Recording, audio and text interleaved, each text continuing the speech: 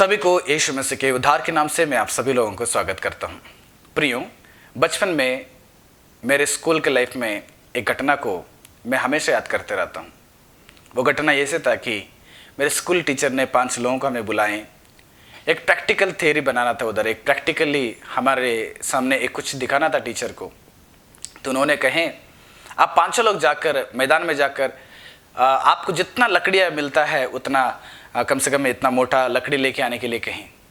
तो हम सब लोग 5-6 लोग मिलकर दौड़ के चला गए। जाने के बाद हम लोग उधर से लकड़ियों को इकट्ठा कर दिए। सब लोग खूब एक 15-20 लकड़ियों को लेकर आए। तो हम लाने के बाद टीचर ने कहे ठीक है, उसको टेबल के ऊपर रखो, आप 5 लोग एक एक डंडा ले लेना, एक लकड़ी ले लो। तो हम लोग सभी एक एक लकड़ी ले लिए। टीचर ने कहे उसको तोड़ दीजिएगा। तो हम फट तोड़ दिए उसको। और टीचर ने कहे फिर से हमें, बेटा आप एक और डंडा ले लेना, लकड़ी ले लो। तो तुरंत हम 2-2 लकड़ी ले लिए। उन्होंने कहे उसको भी तोड़ो। तो 5 लोग बचपन में बच्चे लोग थे, पट तोड़ दिए उसको भी। तो फिर टीचर ने कहा ठीक है, अभी 4-4 डंडा ले लो, 4-4 लकड़ी ले लो। तो फिर हम 4-4 लकड़ी लेकर उसको तोड़े। तो उसको भी जल्दी से नहीं तोड़ पाया, थोड़ा सा तकलीफ हुआ, हम तोड़ दिए। तो फिर से टीचर ने कहा ठीक है, अभी 10-10 लकड़ी ले लो, 10-10 लकड़ी ले लो। तो हम लोग बहुत बड़े एक 10-10 लकड़ी का एक ग्रुप बनाकर पकड़े और टीचर ने कहे इसको तोड़ो अभी। तो हमने क्या कर दिया, उसको तोड़ने के लिए कोशिश की, नहीं हो पाया। और उसको घुटने में टेक कर उसको तोड़ने के लिए कोशिश की, नहीं हो पाया। बहुत ही मुश्किल होगा हम लोगों को तोड़ने के लिए। तब टीचर से हमने कहे सर नहीं हो पा रहा है, बहुत मुश्किल हो रहा है, बहुत ही हार्ड लग रहा है इसको तोड़ने में। हम घुटने पर लगाकर उसको तोड़े, फिर भी नहीं हो पा रहा है। तो टीचर ने हमें एक पढ़ाई को सिखाएं। क्या पढ़ाई पता है? द पावर ऑफ यूनिटी, यानी कि एकता का बल के बारे में हमें उस दिन पढ़ाई सिखाएं। देखो बेटा, एक व्यक्ति अगर आप रहेंगे ना, अकेला आप अपनी जिंदगी बिताएंगे, आप आगे नहीं बढ़ पाओगे, आप कभी भी गिर पाओगे, आप कभी भी हार जाएंगे, आपका जीवन कभी भी रोक सकता है। इसलिए आपको जब तक इस संसार में रहेंगे, आपके जीवन में एक यूनिटी का पावर बहुत जरूरी है, एक यूनिटी का जरूरी है। आप किसी में जुड़ जाओ, या तुम्हारे परिवार के अंदर जुड़ जाओ, या तुम्हारे दोस्तों के अंदर जुड़ जाओ। जब हम लोग मिलजुल के रहते हैं, उसका एक पावर अलग हो जाता है, और उसका एक एनवायरनमेंट अलग हो जाता है, और उसका एक खूबसूरत अलग हो जाता है। जब आप अकेलापन रहेंगे ना, उसको बोलते हैं उल्लू, है ना। हम सब लोग पता है, जंगल में उल्लू अकेला रहना पसंद करता है। सारे जानवरों को देखिएगा, सारे पक्षियों को देखिएगा, सब मिलजुल के रहता है। मैंने तो नहीं देखा हूं कहीं पर भी उल्लू मिलजुल के 2-3, 4-5 को उड़ के, हमारे अगल बगल में उड़ के आने वाला उल्लू कहीं नहीं देखा हूं मैंने। यानी कि उल्लू हमेशा अकेले रहना चाहता है। ऐसे अकेलापन मनुष्य के जीवन में बहुत ही खतरनाक है। क्यों 60 साल 70 साल की जिंदगी के लिए किसी दूसरे के लिए जलते हो? 60 साल 70 साल 80 साल की जिंदगी के लिए किसी और के ऊपर क्यों जलन से जिंदगी बिताना चाहते हैं? 60 साल 70 साल इस संसार में कुछ ही साल रहने के बाद हम मर जाने वाले हैं। क्यों अपने जरूरतों के लिए या अपने अभिलाषाओं के लिए किसी और के साथ क्यों नफरत से जिंदगी बिताना चाहते हैं आप सब लोग? बाइबल में परमेश्वर का वचन ऐसे कहता है कि भजन संहिता का 133 का उसका पहला वचन में, देखो यह क्या ही भली और मनोहर बात है कि भाई लोग आपस में मिले रहें। यानी कि धरती पे जब मनुष्यों ने आपस में मिलजुल के रहते हैं, सारे धर्म के लोग मिलजुल के रहते हैं, सारे परिवार के सदस्य लोग मिलजुल के रहते हैं, सारे दोनों भाई लोग मिलजुल के रहते हैं, पड़ोसी लोगों के साथ मिलजुल के रहते हैं, तुम्हारे दोस्तों के साथ मिलजुल के रहते हैं, बड़े लोग छोटे लोग सब लोग मिलजुल के रहते हैं, वो क्या ही बली है और देखने में बहुत मनोहर होता है प्रियो, बहुत खूबसूरत होता है उसका जिंदगी। इसलिए मैं आपको आज बताना चाहता हूं, अगर किसी के परिवार में अगर आप अकेलापन में जिंदगी बिताना चाहते हैं, कोई आप सोच रहे हो कि मुझे बहू पसंद नहीं है, मुझे सासू मां पसंद नहीं है, मुझे बेटा पसंद नहीं है, मुझे बेटी पसंद नहीं है, मेरा दामाद सही नहीं है, वो मुझे पसंद नहीं है, मेरे पड़ोसी लोग मुझे पसंद नहीं है, मैं उनके साथ नहीं रहना चाहता हूं, मैं अकेला रहना चाहता हूं, तो आपको ऐसी जिंदगी वेस्ट है।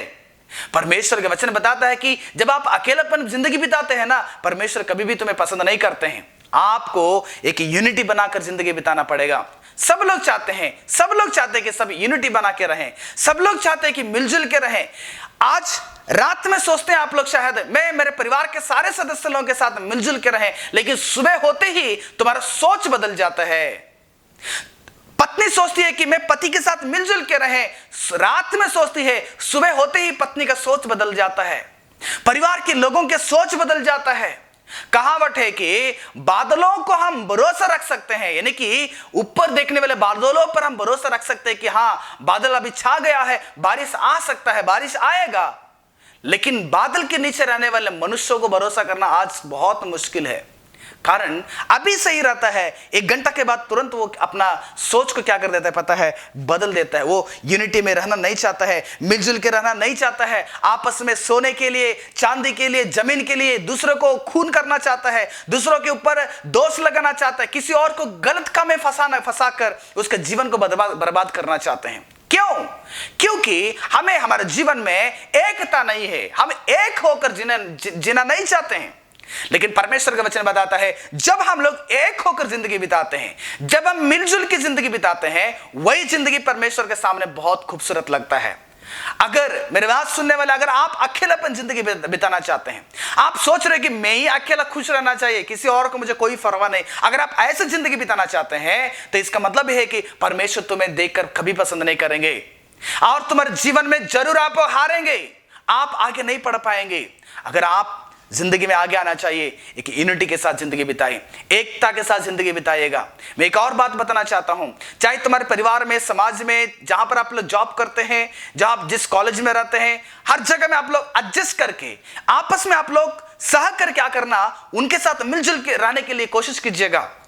शायद कई कंपनी में आपसे भी ज्यादा सैलरी लेने वाला एक व्यक्ति रहता है, आप उसको देखकर जलते रहते हैं कि मुझसे ज्यादा सैलरी मिलते रहता है। नो, परमेश्वर हर एक एक व्यक्ति को एक एक स्थाई में रखना चाहते हैं। परिवार के सभी लोग अमीर बनना नहीं बनेंगे, परिवार में एक अमीर बन सकता है और बाकी सब लोग जैसे वैसे ही रहेंगे। लेकिन आपको समझना पड़ेगा, जो व्यक्ति आप ऊपर है, आप हमेशा नीचे वाले लोगों को सोचो। जो व्यक्ति ऊपर है, नीचे वाले लोग यह सोचना है कि उसको और सपोर्ट करें और उसको आगे लेके जाएं। यूनिटी में रहना चाहिए, यूनिटी में रहना चाहिए।